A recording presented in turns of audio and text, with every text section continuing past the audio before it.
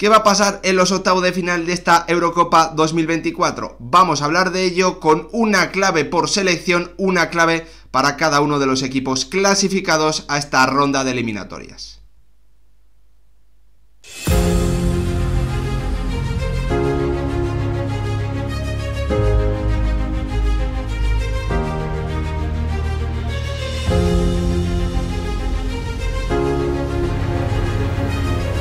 ¿Qué tal, futboleros, futboleras? ¿Cómo estáis? Ya conocemos todos los emparejamientos de los octavos de final de esta Eurocopa 2024 y a modo de previa, a modo de preparación para estos encuentros, vamos a analizar en el día de hoy los partidos y centrándonos lo más importante en una clave por cada selección, obviamente dos claves por encuentro, una para cada lado, que creo que pueden marcar muchísimas diferencias o que pueden en definitiva ser muy importantes para el devenir de los encuentros. Vamos a hablar de todo ello. Antes, como siempre, pediros que si os gustan este tipo de vídeos dedicados al torneo continental, dejéis vuestro like, os suscribáis, activéis la campanita y lo más importante de todo, que me dejéis vuestra opinión en comentarios, también vuestro pronóstico, me encantaría leeros y ahí, bueno, pues debatir con vosotros o ver cómo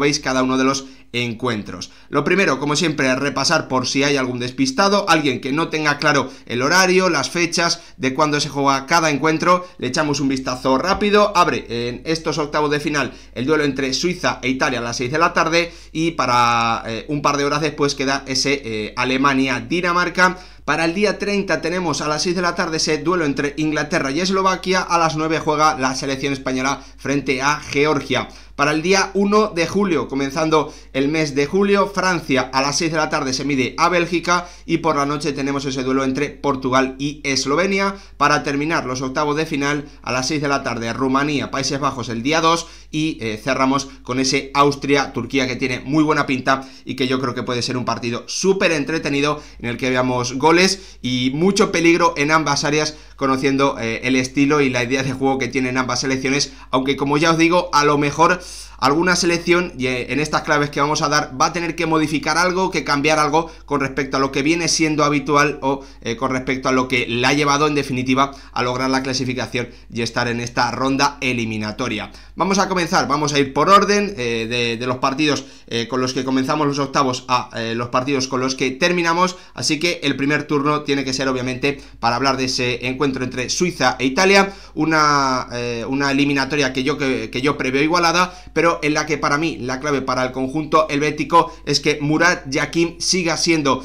intervencionista, que vuelva a hacer como ya hizo frente a Hungría o frente a Alemania, que haga un plan de partido en el que tome decisiones, en el que asuma riesgos tanto con balón como a la hora de defender. Lo vimos para mí frente a en ese duelo de la primera jornada, colocando a un interior como carrilero zurdo, con Aebischer, que en ataque fue muy protagonista, marcando un gol y dando también una asistencia en ese debut del conjunto suizo. Y frente a Alemania, bueno, pues ya lo vimos, no lo repasamos aquí en el canal, con sus centrales de los lados en la línea de 3, persiguiendo prácticamente a Musiala, a Wirtz o a Havertz. Por lo tanto, un plan de partido en el que Murat Yakin siga tomando decisiones y siga asumiendo riesgos, porque eso es lo que le ha llevado a poner las cosas muy muy difíciles a Alemania y prácticamente lograr la primera plaza del grupo, porque ese tanto en el último minuto de Füllkrug se lo impidió, pero el partido del conjunto suizo fue muy bueno y creo que su fase de grupos es también muy notable, con un Murat Yakin que para mí ha sido uno de los entrenadores más destacados o el más destacado de esta fase de grupos, no solo por los resultados, sino por cómo él y sus decisiones han sido clave para esos resultados que ha conseguido su selección. Tenemos ya el lado de Suiza y nos vamos al lado de una selección italiana a la que también la fase de grupos le ha demostrado, en mi opinión, que cuando ha querido ser protagonista, cuando ha querido llevar el peso del partido, cuando ha pensado más en atacar que en defender, es cuando le ha ido bien. Lo vimos en el duelo frente a Albania, frente a España, bueno, pues pese a la alineación de Spalletti, lo cierto es que el plan de partido fue claramente defenderse, porque le costó, porque jugó muchas veces en largo, porque jugó muchas veces a balón directo o sobre el delantero, sobre Scamacca, o a los desmarques de Chiesa. No vimos vimos a esa selección italiana ambiciosa, que quería jugar desde atrás, y frente a Croacia el gol llegó en los momentos en los que estuvo obligada a atacar, no en los momentos en los que se defendía con esa línea de 5 y quería ser vertical jugando al contraataque o atacando con pocos pases. Los momentos para Italia en los que le ha ido bien en esta Eurocopa es cuando ha querido ser protagonista, cuando ha querido tener el balón, y para mí esa es la clave para el conjunto de Luciano Spalletti, que veremos por qué hombres apuesta, pero que también yo creo que con el paso de los partidos ha quedado claro quién tiene que seguir siendo titular y quién no está dando el rendimiento necesario como para partir, para estar en ese 11 inicial en el duelo de las eliminatorias de octavos de final frente a Suiza. Segundo partido, segundo duelo de estos octavos de final, nos vamos al partido entre Alemania y Dinamarca, con la anfitriona jugando obviamente en sus estadios, con la gente apoyándola, frente a una Dinamarca que ya sabe lo que es hacer muy bien las cosas en estas Eurocopas, en este torneo recientemente, como vimos en 2021, que ya le plantó cara y le puso muchas dificultades a Inglaterra. Y para mí la clave del conjunto alemán es aprender de lo que ocurrió frente a Suiza, de lo que hizo muy bien Nagelsmann en el segundo tiempo, cambiando sobre todo los movimientos, la principal forma de atacar, no siendo previsible, con futbolistas como Musiala, Wirtz, Gundogan y Havertz, que en ese primer tiempo frente a Suiza querían siempre el balón al pie, que siempre ante las persecuciones de los futbolistas, sobre todo de los centrocampistas y de los centrales suizos, pues recibían siempre de espaldas, que tenían muchas dificultades para girarse, y lo que para mí tiene que hacer Alemania, que hizo muy bien en el partido frente a Escocia, es ser vertical, con sus futbolistas tirando desmarques, no siempre queriendo recibir al pie, atacando la espalda de la defensa contraria, porque ahí, pues sobre todo Vestergaard puede sufrir mucho, tampoco tiene un guardameta que está ahora mismo al máximo nivel como es Schmeichel, pues en definitiva una selección danesa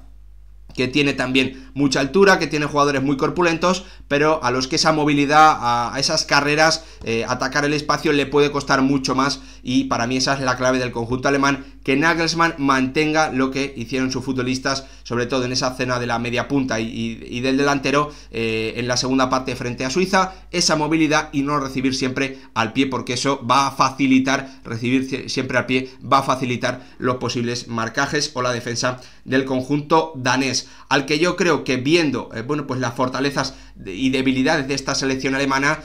hay un punto débil muy claro, ¿no? O dos puntos débiles muy claros. Para mí, uno son los laterales, tanto Kimmich como Mittelstadt, pero creo que Dinamarca no tiene los extremos, no tiene los jugadores con la calidad en el 1 contra 1 para forzar situaciones atrás de peligro, atacando esas zonas de los laterales para Alemania, pero donde sí tiene jugadores que se pueden imponer en los duelos, en los choques, es en la punta, ¿no? Con Højlund y con Bin, sabiendo o siendo jugadores que se encuentran cómodos en esa guerra de guerrillas en la punta del ataque, frente al que para mí es el punto débil más claro, o que puede ser el punto débil más claro en esos octavos de final de la selección alemana. Jonathan Tah no va a estar, está sancionado por tarjetas amarillas por acumulación, y le va a sustituir el bueno de Schlotterbeck, el futbolista del Borussia Dortmund, que es cierto que ha hecho una buena Champions League, al que yo puse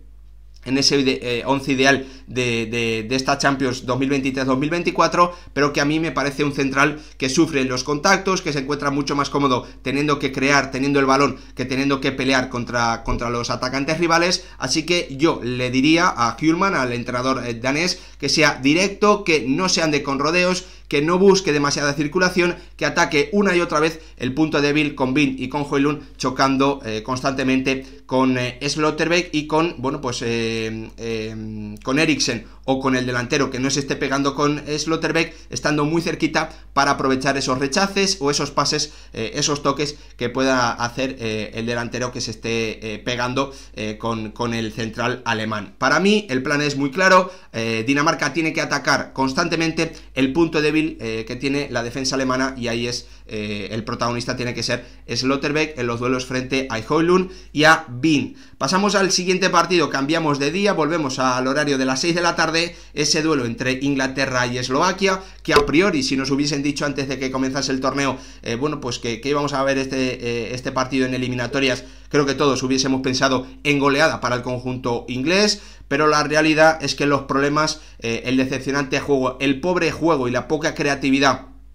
que está teniendo la selección de Gareth Southgate, está viniendo principalmente por muchos problemas en su centro del campo para jugar hacia adelante, para meterle pases a la media punta, para, bueno, pues en definitiva que sea un juego fluido, que mueva rápido el balón. Por eso para mí la solución está en llevar a Mainoo o a Bellingham a esa zona o a ser el acompañante de Declan Rice. Para mí la opción ideal es retrasar la posición de Jude Bellingham, que además ya lo conocemos todos, te va a dar mucho trabajo atrás, y que tiene esa claridad y ese liderazgo para poder asumir riesgos y jugar hacia adelante,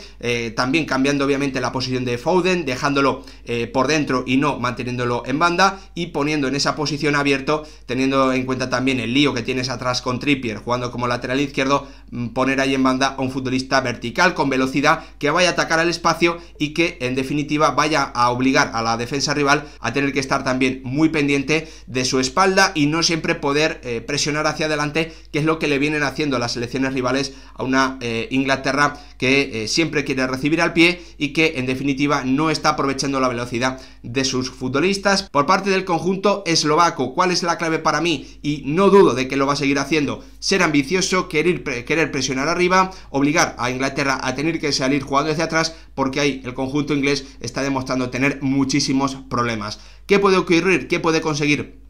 Eslovaquia con esta presión alta? Bueno, pues además de incomodar, de obligar a Inglaterra a perder el balón, también lo que puede conseguir son recuperaciones cerca del área de Pickford, y de esa forma atacar a una defensa inglesa que, si se encierra atrás, ya ha demostrado que es muy fuerte, y ahí pues obviamente le falta bastante nivel en sus delanteros, en sus atacantes, a la selección eslovaca. Para mí, y creo que no hay dudas, porque el Calchona lo ha demostrado y es un técnico que también con el Napoli lo ha hecho, ser muy ambicioso, creo que va a querer presionar arriba, y para mí es un acierto, no solo por cómo puede incomodar a Inglaterra y el balón que le puede quitar, sino también porque puede encontrar desordenada a una defensa inglesa que ha demostrado que cuando puede cerrarse, cuando puede estar muy juntita atrás, es muy difícil de batir y es muy difícil generarle ocasiones. Vamos al próximo encuentro, vamos al partido de las 9 de la noche de ese mismo día, y hablamos obviamente de la selección española y de su duelo frente a Georgia. Una selección española que, en mi opinión,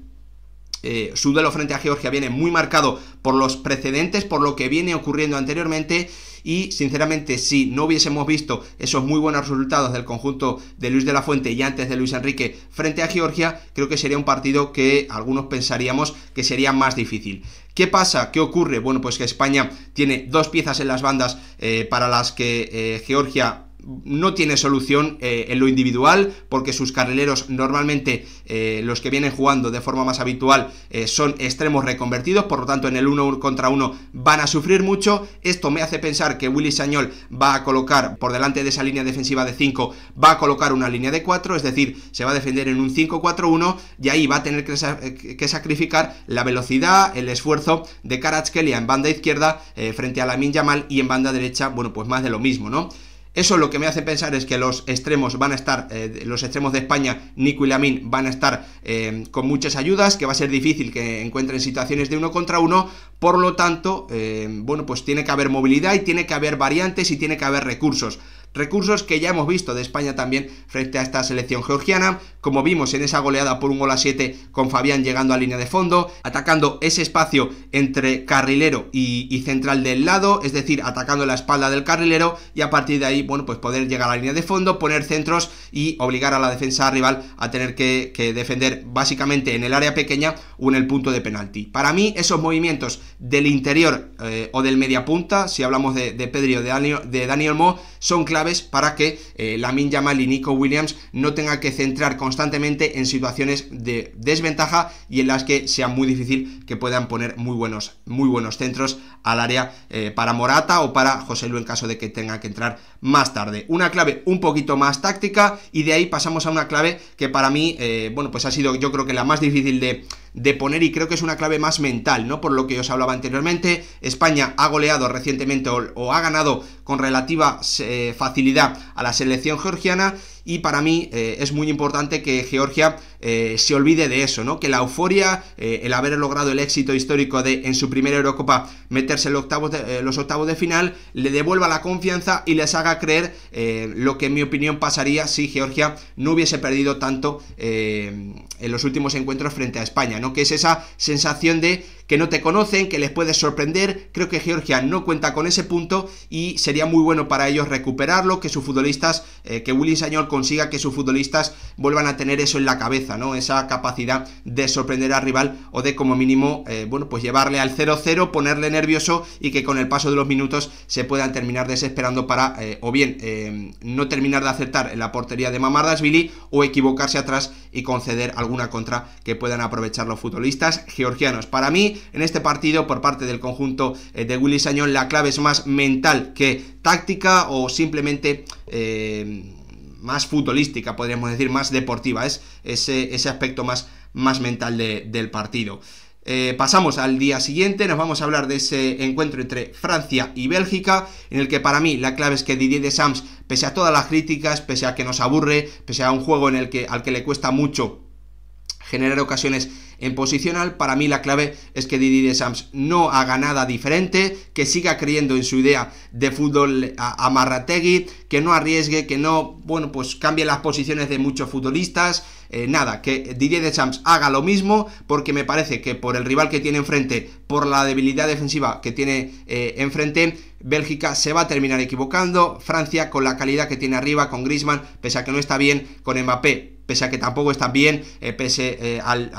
bueno, pues a las malas decisiones de Mbappé, creo que Francia, sin cambiar nada, aburriéndonos de nuevo, va a hacer un partido serio y con eso le va a valer para ganar una selección belga que tiene problemas atrás y a la que yo dudo mucho que sea capaz de adoptar el plan de partido que debería adoptar frente a esta selección de Didier Deschamps. Dicho esto, expuestos los problemas en defensa de Bélgica, para mí la clave para el conjunto belga es que su entrenador, que Tedesco, no quiera ser el ganador del partido, que no quiera ser la estrella del partido, que no quiera meter 5 variantes, que no se invente nada. Para mí la clave es que Bélgica obligue a Francia a tener que atacar en posicional. Ya vimos que el conjunto francés frente a Países Bajos concedió contraataques y en esas contras, en ese juego con espacios, creo que tanto Lukaku como Doku, como incluso Trossard o Luque Bacchio, pueden hacerle daño a la selección francesa, con un lanzador del máximo nivel, como ya sabemos que es, con un enorme pasador como es Kevin De Bruyne, con un futbolista que también puede llegar muy bien al área. Para mí la clave es que Tedesco tire de humildad, que no quiera ser el gran protagonista y que base su partido, su planteamiento en defender y correr, protegiendo a una defensa que sobre todo en el centro es vulnerable, pero facilitando que Faes y que Vertonghen, que creo que van a ser los que van a tener los minutos o que van a ser titulares, simplemente se tenga que ocupar de un pequeño espacio de su área y no que tengan que defender a campo abierto, porque ahí ante Mbappé, Dembélé, Barcola o Thuram les pueden hacer muchísimo daño. Ojalá, pero no tengo confianza. Creo que Tedesco no va a asumir ese papel de selección, que va a arriesgar muy poco y que no quiere ser la protagonista del partido. Creo, ojalá me equivoque, que no va a ser así y que Tedesco va a intentar ser dominadora y va a facilitar que veamos algunas de las virtudes de Francia. No lo sé, ya veremos, pero no confío demasiado en Tedesco de cara a este partido. Y nos vamos al encuentro de las 9 de la noche con ese duelo entre Portugal y Eslovenia, en el que para mí la clave es que Roberto Martínez piense por primera vez en el torneo,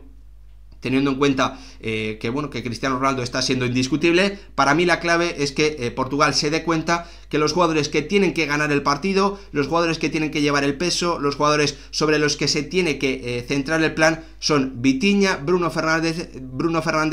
Bernardo Silva y Rafa Leao. Nada de meterle 1000 centros a Cristiano Ronaldo, nada de buscar como sea a Cristiano Ronaldo, nada de obsesionarse con que Cristiano marque su primer gol en la Eurocopa. Nada de eso. Si es así, Eslovenia ganará. Eslovenia no sé si ganará el partido, pero estará más cerca de ganar el partido. Los protagonistas en el ataque portugués tienen que ser Vitinha, Bruno Fernández, Bernardo Silva y Rafael Leao. Jugar por dentro, intentar combinar, intentar hacer paredes, intentar encontrarse entre estos futbolistas que ahora mismo son los que tienen más nivel, sin ningún tipo de duda, en la selección portuguesa. Ese para mí es la clave del juego, del plan, de lo que tiene que hacer Portugal para acercarse a ganar y a pasar su eliminatoria frente a una selección eslovena que va a querer todo lo contrario, que a través de su orden, de su 4-4-2 tan bien trabajado, va a querer mantener, bueno, pues ese bloque tan bien conjuntado, seguir trabajando todos juntos y permitir, obligar, llevar a Portugal a tener que buscar lo que decíamos antes que no le convenía a Portugal, ¿no? Una enorme cantidad de centros, centrarse y que todo su ataque sea en buscar la cabeza de un Cristiano Ronaldo, que lo puede tener muy difícil frente a una pareja de centrales eslovena que viene brillando y que además tiene también, bueno, pues en la meta a un Jan Oblak, que también cuando ha tenido que aparecer ha hecho paradas determinantes. Villol está siendo una de las sorpresas, uno de los jugadores que más están llamando la atención para mí en esa defensa de todo el campeonato, y creo sinceramente que si Portugal se obsesiona en buscar centros estará ayudando a Eslovenia a acercarse a la posibilidad de alargar el partido o de definitivamente poder estar en los cuartos de final, lo que supondría una enorme sorpresa y a mí me destrozaría todos los pronósticos, ya os lo digo. Para terminar, nos vamos al último día de estos octavos de final y tenemos uno de los duelos que yo creo que más sorpresas o que más, que más nos pueden entretener, porque puede tener un resultado sorprendente. Para mí la clave de Rumanía es atacar lo que está fallando en Países Bajos. ¿Qué está fallando en Países Bajos? Bueno, pues sobre todo su contundencia atrás, unos centrales que no se están entendiendo, porque estamos viendo a un De Vrij, pues con las lagunas que podíamos pensar que podía tener este jugador a la altura de su carrera en la que está. John Van Dijk, que sinceramente es que está decepcionando, que se está viendo superado por futbolistas de un nivel mucho más bajo que él, como Buxa el primer día frente a Polonia, cometiendo también un error muy grave en el partido frente a Austria, rompiendo la línea del fuera de juego, estando 4 o 5 pasos por detrás del resto de sus compañeros y facilitando, una acción muy clara de Savitzer. Pues en definitiva, para mí Rumanía tiene que creer, tiene que cargar el área y ser ambiciosa, porque Países Bajos está demostrando que sufre, que no es contundente en su área, con una pareja de centrales que no está funcionando. Y ahí también pongo el foco en cuanto a lo que tiene que hacer Ronald Koeman, a la que para mí es la clave para el conjunto neerlandés. Cambiar a los futbolistas que no están jugando bien. No me refiero a quitar a Van Dijk. Van Dijk obviamente tiene que jugar, tiene que tener la confianza del seleccionador, pero ayudar a Van Dijk. Si De Vrij no está apagando ningún fuego, todo lo contrario, está incendiando aún más la defensa neerlandesa, pues apostar por un futbolista de nivel, por un futbolista que ya en grandes partidos te ha demostrado, pese a que, pues es cierto que en la Eurocopa pasada él fue uno de los grandes culpables de la eliminación, de esa eliminación sorprendente frente a República Checa en octavos. Lo cierto es que la temporada de The League es mucho mejor que de la de Vrij, y De Vrij no está jugando bien. Volver a confiar en los futbolistas que durante esta fase de grupos sí están sumando, como Xavi Simons, obviamente mantener la confianza en Gakpo, mantener también la confianza en Reinders, y sobre todo en esa zona de atrás donde está sufriendo, pues apostar por futbolistas que están en un mejor momento de forma o que en definitiva no vienen fallando en los partidos anteriores. Y para cerrar, vamos con las últimas claves, ese último encuentro entre Austria y Turquía, en la que para mí creo que Austria no tiene que cambiar nada, tiene que mantener su plan, tiene que seguir siendo ambiciosa, tiene que presionar arriba, tiene que imponer ese ese ritmo altísimo de juego, siendo muy vertical, llegando con futbolistas, con varios jugadores a la frontal del área, pues en definitiva siendo la Austria que ha conseguido llegar hasta aquí, no cambiando nada, que no le pese el resultado, no recular, si se pone 1-0 ganando, no meterse atrás. Creo que no lo vamos a ver, creo que Austria tiene muy claros sus conceptos y lo va a seguir manteniendo, pero había que recalcarlo porque para mí esa es una clave frente a una selección turca que puede sufrir muchísimo en ese ritmo alto de juego, que puede sufrir mucho si la meten atrás a tener que defender, como viene demostrando en estos partidos de la fase de grupos. Me parece que la clave para Turquía es mantener el balón, instalarse en campo rival, bajarle el ritmo al partido, que Güler, que Kotsu, que Yildiz, que Aktürkoğlu pues jueguen a un ritmo bajo, que tengan el control del partido a través de la posesión, que no se obsesionen en ser muy verticales, que no se obsesionen en querer, bueno, pues contraatacar si hay algo de espacio, que le bajen el ritmo al partido, que lo lleven donde más le conviene, donde menos le conviene a Austria, que es defender muy junto atrás, tener que mantener el orden, porque eso no le viene nada bien al conjunto de Rangnick, y ahí es donde se pueden ver sus debilidades en el punto de penalti o, bueno, pues en definitiva teniendo que robar y contraatacar, porque aunque es cierto que Austria tiene velocidad, no es una selección muy ordenada cuando tiene que meterse atrás a defender. Por eso para mí la clave es que Turquía controle el ritmo del partido a través del balón, que baje el ritmo del partido, que haga muchos pases cortos, que no se vuelva loca, y que si tiene que circular entre laterales y centrales constantemente, que lo haga durante un tramo del encuentro para incomodar a una selección austriaca que no está preparada para ello y que no se siente cómoda teniendo que defenderse cerca de la portería de su guardameta. Hasta aquí mis claves, una por equipo, dos por cada encuentro, que pueden marcar la diferencia en unos octavos de final que vamos a vivir muy intensamente aquí en el canal, con un vídeo para cada partido, así que dejamos ya ese formato de resumen de lo mejor y lo peor que nos ha dejado la jornada que hemos ido haciendo durante la fase de grupos. Espero que esos vídeos os hayan gustado, que os hayan servido, que os hayan entretenido. Ahora, el siguiente paso, vamos con un vídeo por encuentro, analizando con más detalles todo lo que ha ocurrido en cada uno de los partidos de octavos de final o de las rondas de las eliminatorias siguientes, con cuartos, con semifinales y obviamente también con esa gran final el próximo día 14 de julio. Ojalá tengamos buenas noticias y podamos terminar todos muy contentos. Nos vemos en el próximo, gracias por verlo.